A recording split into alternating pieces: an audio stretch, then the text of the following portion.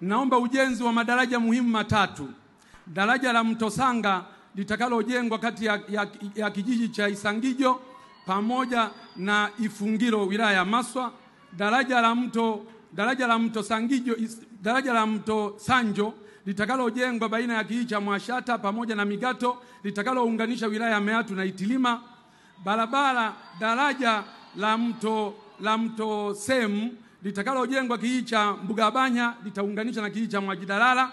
Madaraja haya matatu, Mheshimiwa Rais, ni muhimu sana kwa uchumi wa wananchi hawa, na ndio maana unashuhudia hizo shangwe zinazopigwa. Mheshimiwa